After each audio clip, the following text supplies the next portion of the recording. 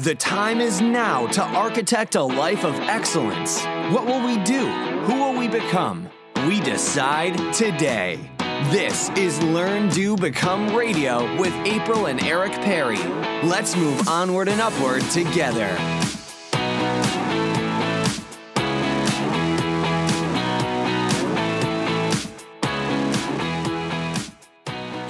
Welcome to today's episode of Learn, Do, Become Radio. I'm April and here with Eric. I am still Eric over here on this side of the desk. And today we're talking about how we can bring our values into our time management efforts, because sometimes at the end of the day we feel really frustrated if we didn't get the things done we wanted to accomplish, or if somebody interrupted us, or if we just feel like there were too many things that got in the way. So listening to this episode will hopefully help you clarify how you feel about the work you're doing during the day, how you structure things, and essentially how confident and satisfied you feel when you go to bed at night. So after that introduction, if you want to turn off this podcast now and go about some other activity in your day, you're welcome to do so. But she gave a very official sounding explanation of the things we're going to cover. We love doing these podcasts, actually, and it's actually kind of fun. Whenever April presses record, she counts down 3, 2, 1. And for those who are as old as we are, or older, you might remember Wayne's World. Just keep picturing that guy counting down 4, 3, and then stops counting and then points over to Wayne and Garth. I feel like that sometimes, so it's good to be with you.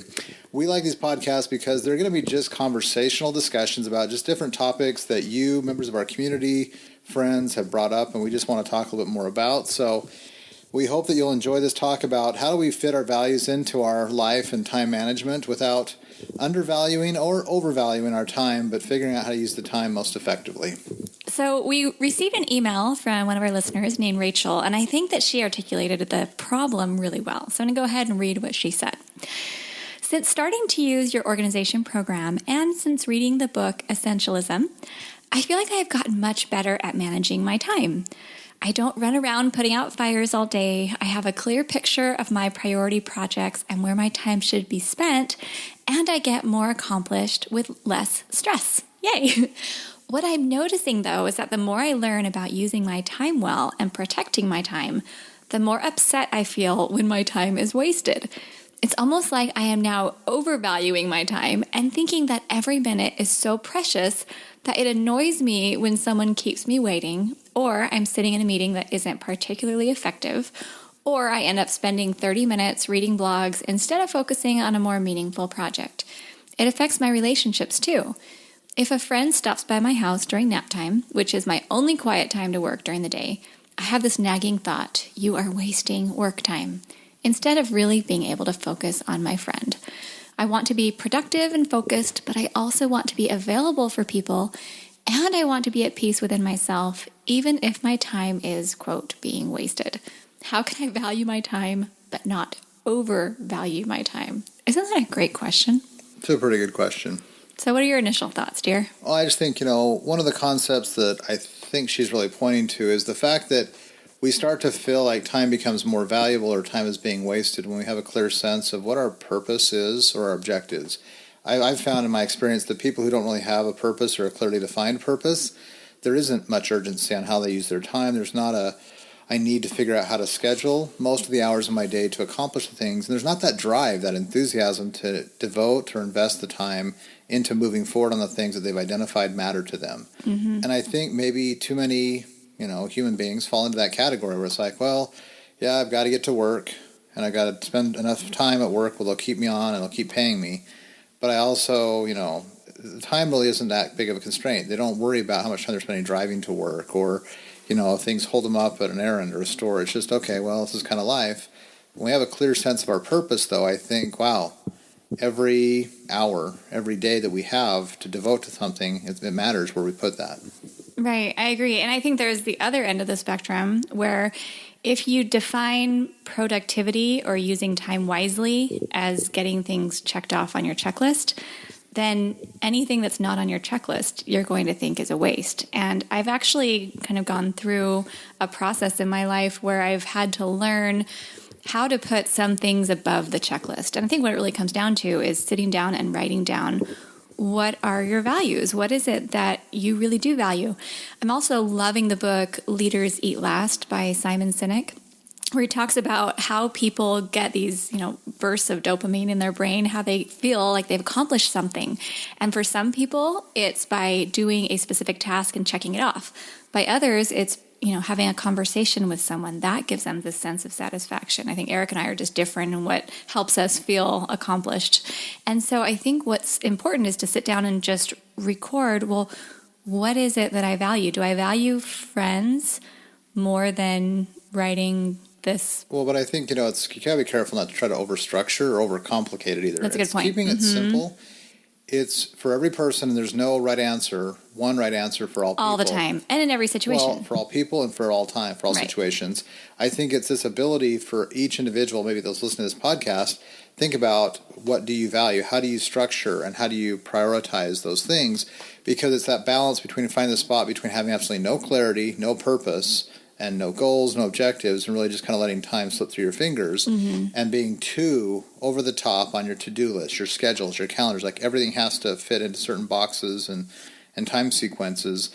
And it's that balance. I had a friend once refer to it, and I really liked it, as rigid flexibility, where you figure out what your rigid is, what's that general structure, but you also have the flexibility where if something comes along and you have to be discerning enough to say, this friend dropping by during nap time, to use this individual's comment, I have to take a minute and say, okay, the things that she needs from me or that we can share in that time together are actually more valuable than what I could have gotten done during that hour of work time.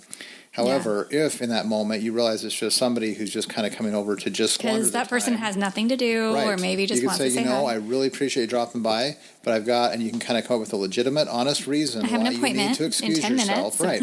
But it's just being careful to allow that flexibility as you discern it day to day. It's an ongoing thing every day. Yeah. But you don't want to feel like if you had a purpose, have that just kind of slip away from you. Yeah, I think that's a really good point. And, I think for me, at least for the many years I was home with our children while they were young, that was a big issue. People wanting to come over, maybe bringing their kids. We do play dates and things like that. And that was great. I think that it was wonderful to be able to have friends stopping by. I think for somebody who's working in a corporate environment, when you're sitting in an office, there's a lot of times people will come into your office either to interrupt you for a valid reason, saying, hey, can you sign this? Or do you have a minute to talk about this project? Or someone who just wants to come by and chat. And so I think I love what you're saying about being able to assess the situation and think, right now, what is the most important thing for me to be doing? Is this a friend who just stopped by who really needs to talk, and I'm the best person to have that conversation? Now is the best time. Then you can feel accomplished and not feel like you've been wasting your time by stopping to talk with the person. But I don't feel bad or guilty at all if someone drops by my house, even if someone has an appointment to come to my house, and I let them know I have a firm appointment at 1 o'clock or whatever. Yeah, I've got 30 minutes. What would you like to talk about while you're here? And then when it's time to go, it's a hard end. And I think, that works. I mean, we have a chance to work from home in that regard. And so we can say we have a meeting at 1 o'clock I need to be on. And things like that are legitimate and honest, and it actually helps keep the structure to a day that we want to kind of keep moving forward. If you're in a corporate environment, I think you have that same opportunity. You establish a loose but clear structure saying, every morning I tend to do certain types of work from 8 to 10 a.m. And unless it's absolutely important or vital that you talk to me, can you give me that space where I can focus on stuff like that? And then maybe from 10 to 11, I kind of have a open office or open cubicle that if you need to stop by or drop in, that's the time to do it. It's just creating a general framework for you to work most efficiently based on what your needs or preferences are. And I think most people are going to be respectful and observe, the boundaries of that structure you're giving them. I like the idea of creating a framework and being able to have an open discussion with the people that you work with most often. Right. This can include if you have a boss or you have a coworker who uses your time a lot. Even in our case, we just had this conversation over the weekend, and it was more to the. I mean, this is really because I was a little fussy. Do you want to explain why I was fussy? You weren't fussy at all. It's just I think we all have just different needs in the ways we work, right? And so for April, having some uninterrupted quiet time is helpful to her, and I'm more of a just kind of work. Just a natural flow of human interactions and ask questions, talk to each other briefly, and go back to work. And I think that sometimes throws her off. And we both have just You just work really well collaboratively. You like to be able to work in groups, and I work better independently. And we might point that back. I mean, you define yourself as more of an introvert. I define myself more as an extrovert. Right. So it's just two different styles, right? And so what I told April would be helpful to me is, when you need certain things to kind of be in your week or in your life, just put them on use a Google shared calendar. And so I came home from some meetings yesterday, and there's quite a bit of stuff now in April's color all over our week this week. And I can see some quiet time. I can see just a bunch of things. I need to be alone. April's quiet time. Right. So she'll just define that as, this is time where I need to be kind of just more introspective, quiet, focused. Yeah. And if I see that, that's a clear signal to me, okay, that's part of her structure. And I think that's going to be very helpful as we go forward. I mean, again, we're all learning together. This is not something we had figured out last week. We figured that out this weekend. But if I didn't define it, what I would end up thinking was at the beginning of every day, I would think, okay, Eric wants to work with me on this project in the morning. I bet in the afternoon I'll have a lot of quiet time. Well, Eric didn't know that I was expecting to have some quiet time. And so then he would say, oh, April, I want to work on this. Oh, April, let's do this. And he kept talking to me. And then by the end of the day, I was so frustrated because I hadn't had that quiet time I thought I was going to have. But really, I just had never communicated to you that I even needed it. So I'm good, but I'm not a mind reader. Right. And I think, that's just a way to avoid resentment, avoid distraction, avoid, being deterred from what you truly want to accomplish. So if you have a small work team or colleagues or a friend, a partner, a spouse, setting up some of these basic things inside of the framework of your day or the framework of your week, I just think that could be very, very helpful. Before we started the podcast, we were talking just about a few ideas to share, but I like how you talked about discussing with a person who may be working with you in a voluntary position how many hours you've dedicated that week to a particular project. Do you want to kind of expound on that a little bit? I think if you're involved in kind of community or volunteer-based efforts, that's a place where time can be sunk quite quickly. And I think you just need to be really clear with yourself saying, okay, I've signed up for this role or this position, and I'm happy to contribute, I'm happy to serve. But I think you need to talk with those for whom you have responsibility or the stewardship and let them know, okay, I'm able to devote 5 hours a week, let's say, to this cause. And so if, there's a meeting that's going to be held, and this is where I think some people get kind of frustrated or, on edge, where time's being wasted. If they're sitting in a meeting that lasts an hour and a half that could easily have gone 30 minutes or perhaps no meeting at all, and most of what was covered could have been handled by a couple of email exchanges in what would have amounted to 10 or 15 minutes, I think you just need to be clear and courteous, but with the person say, this meeting's taking an hour and a half. I have about 3.5 more hours that I can devote. Where would you like those spent? I think that can allow, whoever has stewardship there to maybe make some revisions to how meetings are run, agendas, focus, and just some of the things that might need to be optimized or streamlined to help preserve time. Because you're happy to serve, but in essence, by running that meeting much longer than it should have, they've chewed up yours and probably other people's time in a way that that time could have been allocated elsewhere to help advance the cause of that organization or the group that you're serving.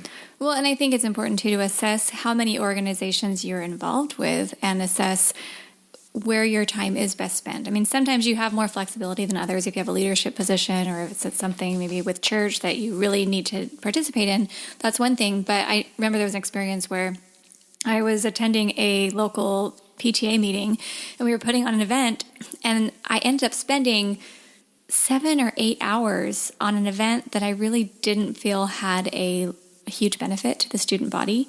And so I just kind of stepped back and didn't participate in a lot of those types of events in the future because it just wasn't my best use of energy at that time. Well, it wasn't maybe your highest priority, and it wasn't where you felt like your talents or energies are best focused. Yeah. And I think that's really hard because in our society as parents, be it a mother or a father in a PTA or a community-based organization or a sports organization, you feel a little guilty if you're not pulling your fair share of the load. Yeah. Mm-hmm. But here's the thing. If the standard expectation is that every parent's going to devote 20 plus hours during the course of that season or the course of that event, and it really isn't that high a priority, I mean, it's hard to raise your hand and say, hey, is this really the highest and best use of our time? If us all putting in our collective 20 hours each, if we invested that elsewhere, do we get a better outcome or a more fulfilling result that actually benefits the students or whatever the cause is? These are hard conversations to have. It takes a little, courage, a little bit of moral courage to say, is there a different way? Is there a different approach? And too often it's just easier to go with the flow. But again, that can kind of create some frustration or resentment, feeling like, okay, well, I've got to just go do this because I signed up for it.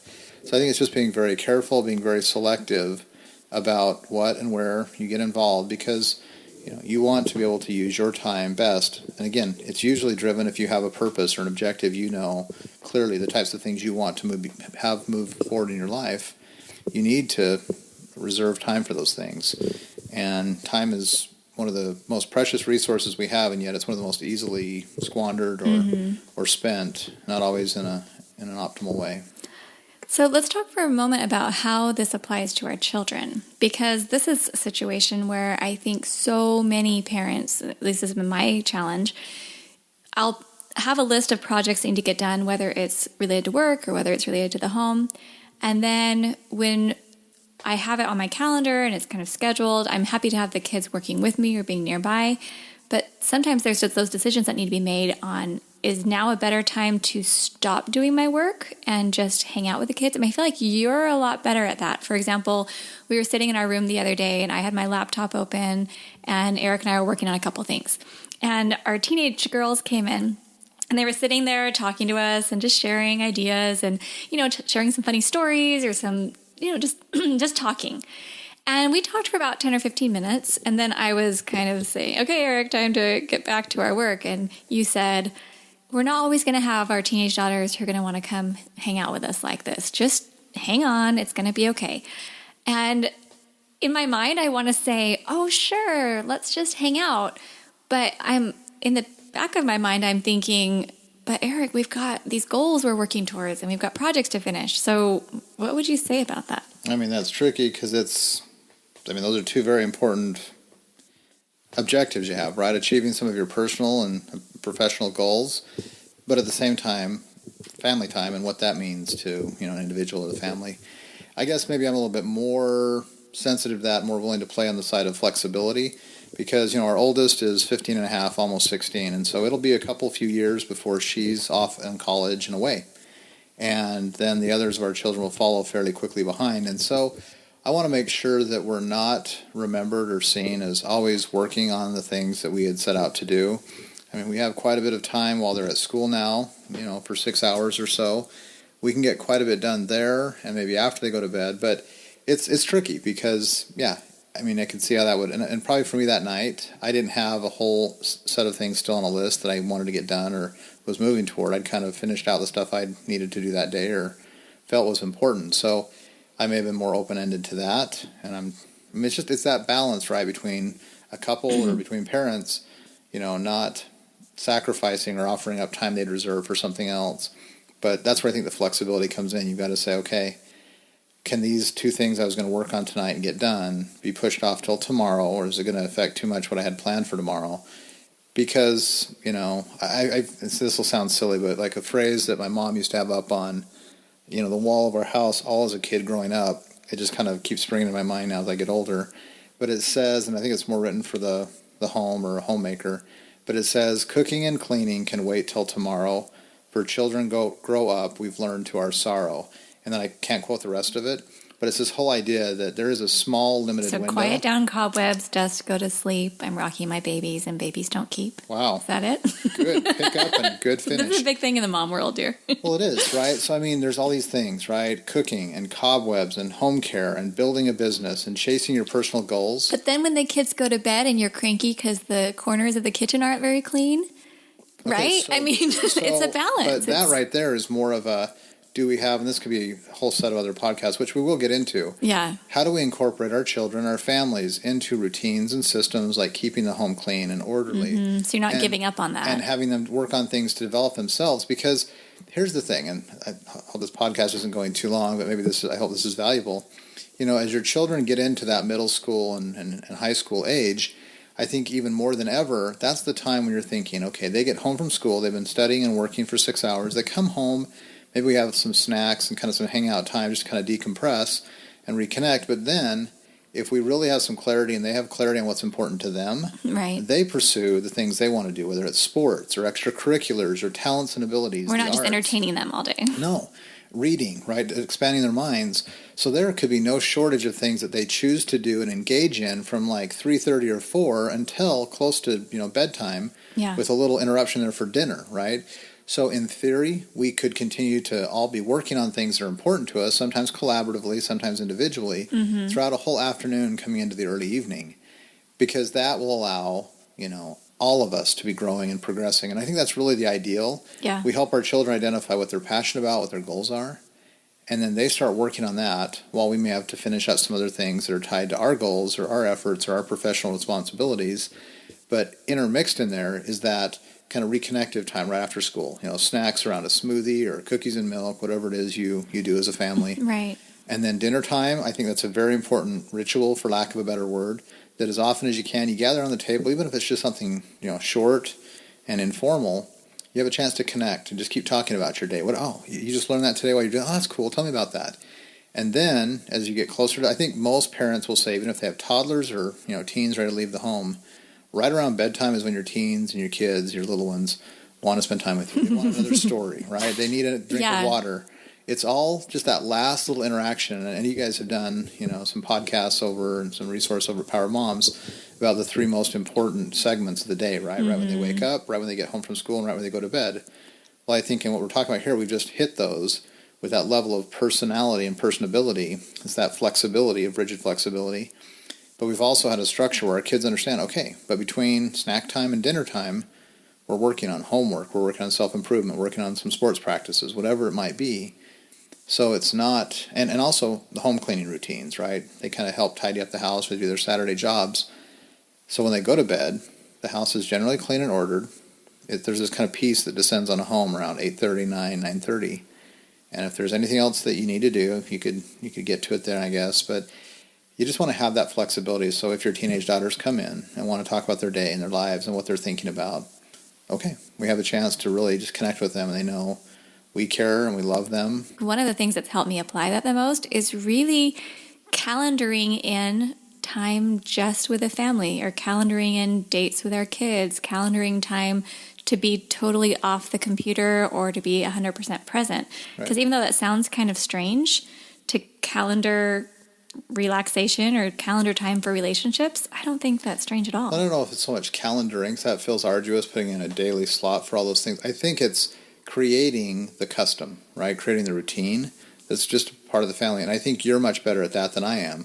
I'll often have my smartphone out checking email or checking a couple things that I need to kind of keep tabs on.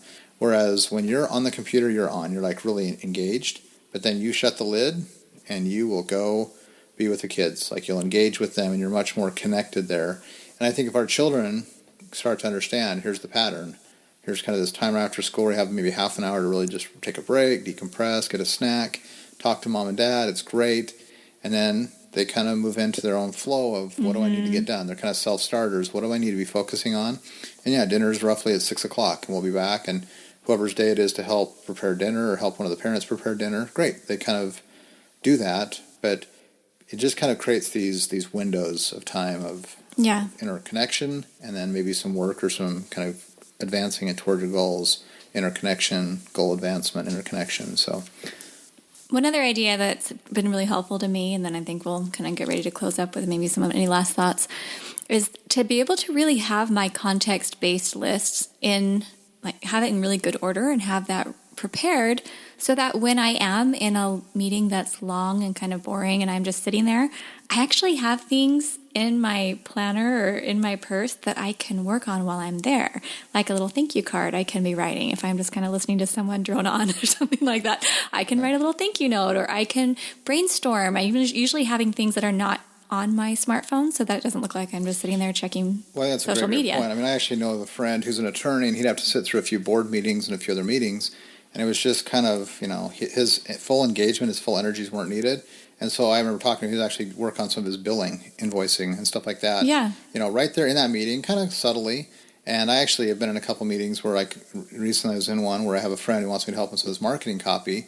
So I was in a meeting, and I actually kind of started drafting up some of the copy for some of the stuff that he needed, because, again, meetings are going on, and they're going on maybe too long, and you're trying to figure out, okay, how do I optimize, or even at a minimum, how do I reclaim some of this time to get done some of the stuff from that context-based to-do list, or I like to call it a choice list.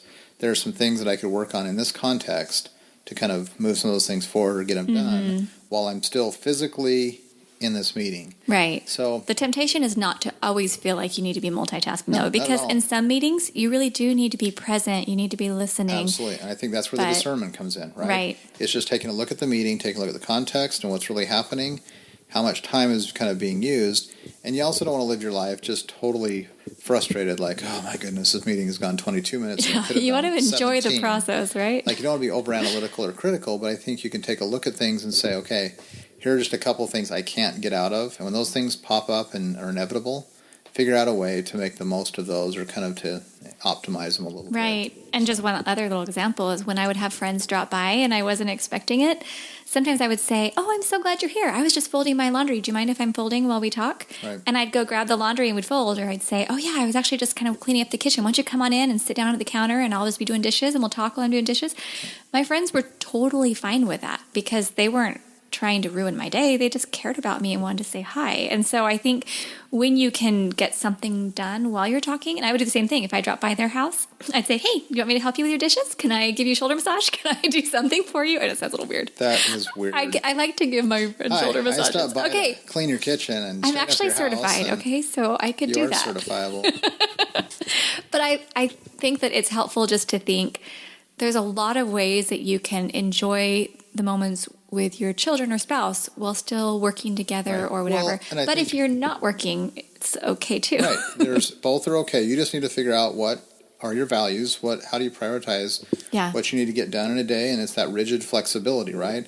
And we'll have other podcasts coming up that we talk about some concepts that April had studied through her degree about just family work and how things come together, because you can be developing relationships with your children, you can be communicating with them and having that check-in while you're going about doing some of the household tasks that need to be done. So, it's capturing, multiple birds with one cage. My great-grandfather always hated the analogy, kill two birds with one stone. So we capture multiple birds with one cage. That's much kinder. Much more humane. So all right, so what's our next action or our therefore what? We talked about wanting there to be something that you who are listening can do after you listen to this podcast so that this is actually benefiting your life. It's worth your time. Yeah. What would you suggest is? I think just some simple things. We like to work in microbursts, something they could do in 10 minutes or less. So maybe after this podcast, after listening to it, just maybe take 10 minutes and just kind of evaluate what are your values, what are your most pressing or highest values, and how do you make sure those are protected throughout your day? And just think about the concrete ways that you could do a couple of these things that we've talked about, or the other is to just take a look at a typical day and figure out where your time is being intruded upon or how you're being diverted away from maybe what your priority or your goals are. And again, figure out methodologies or a technique that you can kind of get back to where you want it to be. Because I think, Rachel's question is a good one. You don't want to overvalue your time and just think that anyone, coming to you is an impediment. Right. You also don't want to undervalue your time. So you just take 10 minutes and establish how do you value your time? What are those values? How do you protect them? Or what are the things that chronically are coming in to really throw off your day? And figure out, okay, what's a strategy or a technique I could use to, move one or two of those out? And then this is something you can keep doing every couple of days or once a week or whenever. Just kind of do that reevaluation and just figure out, is your time being allocated to the things that you value most? Wonderful. I love it. And if you are looking for more and you want to know more about how to calendar, how to create context-based next actions lists, and how to really create a time management system that enables you to be productive while still putting your family first, visit learndobecome.com/step, STEP. That's our brand new program called Steps to Everyday Productivity. We're really excited about it. You can sign up for a webinar, check out what we have for you there. And really, our goal is to be able to be organized, be able to be productive, but be able to live according to our values and be able to have great relationships in the process. So thank you so much for being with us and have a wonderful day.